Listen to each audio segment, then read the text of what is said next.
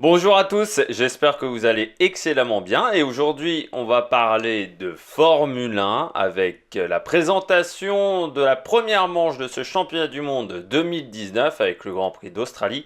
Alors cette présentation arrive après le début des essais libres qui ont débuté bien ce vendredi, tout simplement parce qu'on a eu des petits soucis techniques, des petits soucis avec du upload, voilà, sur YouTube. Alors, premier Grand Prix de la saison. Ce Grand Prix d'Australie, c'est la 998e manche du championnat du monde de Formule 1 depuis sa création en 1950 du côté de Silverstone. Et ce circuit a été utilisé pour la première fois en 1996 avec la victoire du champion du monde, Damon Hill, qui sera champion du monde à la fin de cette saison 96. Alors, circuit assez étonnant, c'est un circuit qui est entre urbain et permanent, c'est-à-dire que vous avez des dégagements comme sur un circuit traditionnel, mais les voitures l'empruntent tous les jours. Il est situé en fait dans un parc, un parc naturel.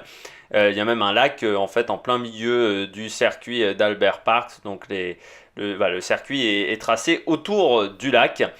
C'est depuis donc 96 que le Grand Prix d'Australie se déroule sur ce circuit, mais le Grand Prix d'Australie date de 1985 pour la première édition. De 85 à 95, on utilisait le circuit d'Adélaïde. Et on se souvient tous pour la dernière édition du circuit d'Adélaïde en 95, avec l'accident en essai de Mika Häkkinen qui avait survécu grâce à une trachéotomie faite sur le bord de piste après un accident extrêmement violent en fin de saison 95, parce que ce Grand Prix, ce circuit d'Adélaïde clôturait la saison de F1 alors que le Grand Prix d'Albert Parks démarre chaque année quasiment, à part quelques années où ça a été Bahreïn, la saison de Formule 1. Circuit donc qui fait 5 km 303, on a 3 zones de DRS, mais simplement 2 détections pour le système de l'aileron arrière mobile, et la course se déroulera sur 58 tours pour faire 307 km. Je rappelle qu'un Grand Prix est compris entre 300 et 310 km, sauf le Grand Prix de Monaco, où les 78 tours font à peu près 260 km, je crois me rappeler. C'est un circuit, donc comme je le disais, assez particulier, circuit mi-urbain, mi-permanent, c'est-à-dire que il est utilisé toute l'année par des voitures traditionnelles, mais pas par des voitures de course, donc il est très poussiéreux ce circuit, et le grip de la piste va s'améliorer au fur et à mesure de week-end, donc normalement les pneus résistent mieux le dimanche que le samedi en qualification, ce qui fait que les stratégies sont souvent assez dures à mettre en place à cause de ces soucis de grippe. Grosse chance également sur cette piste de safety car, ça c'est clair et net. Déjà parce que on a la plus courte ligne droite de la saison, 843 mètres, et que la distance entre la ligne de départ et le premier virage est la plus courte de la saison là aussi. C'est très court entre le départ et le premier virage, et on a souvent des crashs dans ce premier virage. On se souvient du Grand Prix de 2002 avec Rubens Barrichello qui avait reçu, c'est Juan Pablo Montoya qui était monté sur Rubens Barrichello, je crois me souvenir, et que ça avait fait une cagade catastrophique derrière. Il y a eu d'autres départs assez compliqués sur cette piste du côté d'Albert Parks. L'année dernière, donc le Grand Prix avait été marqué par la victoire de Vettel grâce à la Virtual Safety Car qui lui avait donné un arrêt au stand gratuit. Il s'est imposé donc devant Hamilton qui avait plutôt dominé tout le week-end, qui avait tout fait pour remonter sur Vettel en fin de course, qui avait fait quelques erreurs. Et puis Raikkonen qui avait fini troisième, le pilote finlandais. Alors, on se souvient également que l'année dernière, on a vu les soucis au stand de la part de Haas avec cet écrou sur les roues arrière qui n'avait pas voulu se mettre correctement, et donc les deux voitures avaient abandonné alors qu'elles étaient quatrième et cinquième. Et puis on se souvient également du virage 2 de ce circuit qui avait coûté un tête à queue à Verstappen pendant la course, dans son début de saison assez calamiteux l'année dernière, et qui avait également coûté un abandon, enfin un gros accident en qualification, en début de dernière partie de qualification, à Bottas, qui avait passé une vitesse sur le vibreur, et ça n'avait pas raté, il était parti en tête à queue et avait tapé le mur extérieur de ce virage 2, qui est l'un des virages les plus compliqués du circuit, mais on fera un tour complet du circuit dans quelques minutes. Du côté du programme de ce Grand Prix, la qualif aura lieu à 7h, hein, c'est l'un des moments importants de la course pour le début de la séance de Q1, et la course aura lieu, enfin le départ de la course aura lieu à 6h10, et on rappelle les pneus utilisés sur cette manche. Je rappelle que cette année ça a un peu changé. Avant, chaque type de gomme avait un nom particulier, donc on avait les ultra soft, les hyper soft, les super soft, jusqu'au dur, au pneu dur. Cette année, ça a un peu changé vu que les couleurs resteront les mêmes pour toutes les courses. L'année dernière, chaque nom de pneu avait une couleur particulière, là non. On aura à chaque fois les 3 mêmes couleurs, donc je rappelle, jaune pour le pneu intermédiaire, le pneu médium sur chaque Grand Prix, le pneu soft sera en rouge, et le pneu le plus dur qui sera utilisé dans la gamme Pirelli aura la couleur blanche. On n'oublie pas le pneu intermédiaire pour la pluie qui aura la couleur verte, et le pneu full pluie qui lui sera de couleur bleue. Donc pour ce premier Grand Prix, avec la nouvelle disposition Pirelli, eh bien on a exclu de la gamme des 5 pneus, de la gamme du panachage possible des 5 pneus pour le sec, on a enlevé le pneu le plus tendre, le C5, et on a enlevé le pneu le plus dur, le C1. Donc on a la gamme, on va dire, intermédiaire, C2, C3, C4, pour tout ce Grand Prix, en sachant que les pilotes ont favorisé pour la plupart le C4 dans le nombre de pneus qu'ils utiliseront et l'allocation de pneus qu'il aura alloué lors de cette première manche. Et avec ces dernières infos du paddock, on commence par une mauvaise nouvelle, une triste nouvelle même, que nous avons appris ce jeudi matin. C'est la mort de Charlie Whiting, le directeur de course de la Formule 1, qui est mort subitement d'une embolie pulmonaire en Australie, dans son hôtel. Alors Charlie Whiting, qui était directeur de course de la Formule 1 depuis 97, il était passé avant comme mécanicien, il est arrivé en F1 comme mécanicien dans le milieu des années 70 chez Esquette. Il était ensuite passé chez Brabham, l'équipe de l'ancien patron de la Formule 1, Bernie Ecclestone, jusqu'à la revente de cette équipe par Bernie Ecclestone en 88. Et puis ensuite, il était rentré dans la commission sécurité de la FIA. Puis il était passé directeur de course. Il a fait beaucoup en F1 au niveau de la sécurité. C'est lui qui a amené le halo. Il a également beaucoup fait pour la sécurité sur les Grands Prix. Il était aussi critiqué, hein, Charlie Whiting. On se souvient tous du Grand Prix de Fuji en 2007 avec les 40-45 minutes derrière le safety car. Et on lui reprochait des fois de mettre en avant un peu trop la sécurité par rapport au spectacle en course. Et puis il y avait eu la gestion assez critique de l'accident de Jules Bianchi lors du Grand Prix du Japon, avec la mort de Jules Bianchi. Alors ça a pris un petit peu de cours la FIA, bien entendu, qui a dû donc changer de directeur de course. Donc le nouveau directeur de course s'appelle Michael Maisie. Il était normalement, il devait s'occuper cette année de la F2 et de la F3. Il s'occupera de la F1 pour ce Grand Prix. Pour l'instant, c'est une organisation encore instable pour la F1 avant le Grand Prix de Bahreïn, où on aura déjà, je pense, plus d'informations sur les changements. Dernière info c'est un petit peu ces dernières infos du paddock avant ce Grand Prix, bien c'est la mise à l'écart de Paddy Loves, le directeur technique de Williams. Williams qui est en difficulté dans ses essais hivernaux, qui est en difficulté dans ce début de saison.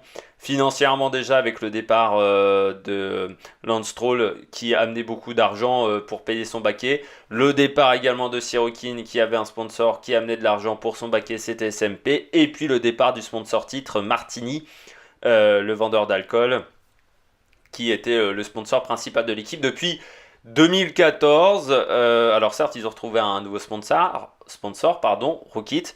Mais les soucis ont commencé dès la présentation de la voiture, vu qu'on a eu une présentation de la voiture de l'année d'avant au départ. Puis on nous a donné des images de la voiture de cette année, mais qui étaient plutôt des images en 3D. Il s'avère que la voiture n'était pas prête pour le début des essais hivernaux. Ils ont perdu 2 jours et demi. Ils n'ont pu rouler que le mercredi après-midi de la première semaine. Ils ont perdu beaucoup de temps et de temps de roulage. Et donc Paddy Loves a été déclaré, on va le dire, responsable de tous ces problèmes techniques, surtout que les pièces étaient vraiment usées sur la fin des essais hivernaux. Ils ont dû couper court à leur dernière journée d'essai parce que les pièces étaient trop usées pour rouler dans des conditions de sécurité optimales avec la voiture. Tous ces problèmes-là sont imputés à Paddy Loves pour la directrice de l'équipe, Claire Williams. Alors, la raison officielle, c'est pour des raisons personnelles qui s'écartent de l'équipe. Je pense que c'est plutôt toute mon explication qui a donné lieu à la mise à l'écart de Paddy Loves. Mais Williams est quand même mal embarqué dans cette saison 2019 de Formule 1. Pour ce tour de piste, on est sur le jeu Air Factor, excellent jeu de simulation. Là, on est dans les stands et on est avec une voiture mythique pour les Australiens. C'est la Minardi de 2002. Pourquoi elle est mythique? Parce que c'est la voiture qui a permis à Mark Webber de prendre ses premiers points ici même en Australie lors de la première course de sa carrière. Mark Webber qui deviendra ensuite vice-champion du monde de F1 chez Red Bull et puis qui sera surtout champion du monde d'endurance avec Porsche plus tard. Et Mark Webber, c'est un peu le chouchou, c'est quand même le seul pilote qui a réussi à monter sur le podium d'un Grand Prix de F1 ici en Australie, alors qu'il n'était pas arrivé dans les 3 premiers, il était pas simplement 5e, mais il y avait tellement une ferveur autour de ce pilote qu'on lui avait donné l'autorisation de monter sur le podium. Allez, c'est parti, donc on va voir tous les passages importants de ce circuit de Melbourne. C'est un petit peu le tour embarqué avec cette voiture. Donc on part des stands, hop là, on va aller tout de suite sur la piste en y allant un petit peu à l'arrache. Premier virage ici, il faut savoir que c'est la ligne droite la plus courte de la saison, simplement 800 mètres avec Monaco. Et donc là on arrive au premier virage, l'idée est donc d'arriver, on est au point maximum, c'est un virage qui est assez mythique. Plusieurs accidents ont eu lieu ici, dont Montoya et Barrichello, c'était également en 2002. Et là, l'objectif, c'est de frotter ce vibreur sans aller trop loin parce que vous voyez, sinon vous prenez ce petit bumper qui va vous faire sauter en l'air. Et l'idée, c'est de maximiser la sortie du virage d'après qui est le virage Brabham. Donc là, on arrive ici et l'idée, c'est de se retrouver quasiment à l'autre vibreur, hop là, en effleurant.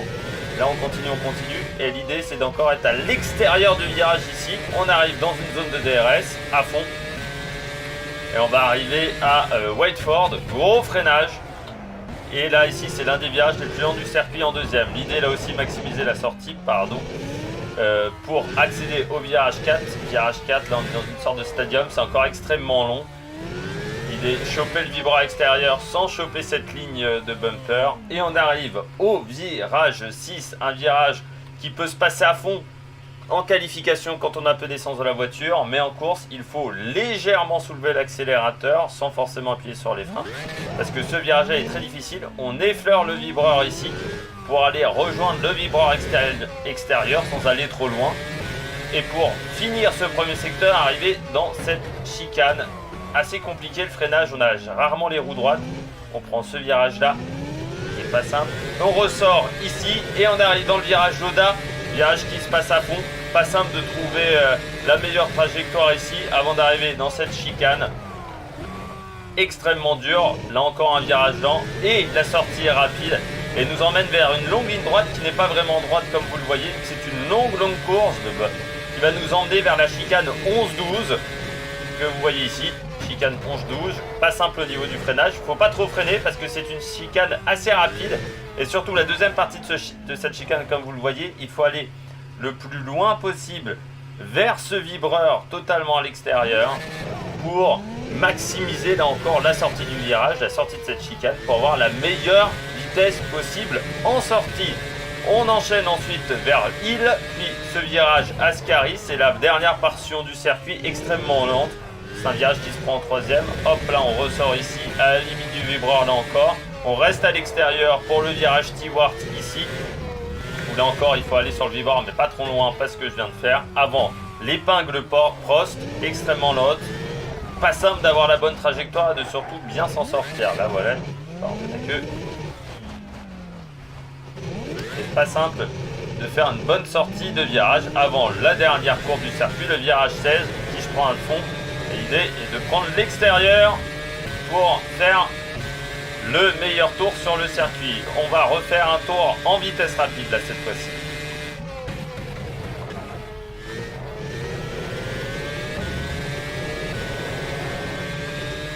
Vous voyez, je suis pas allé assez loin, aller vers l'extérieur du virage.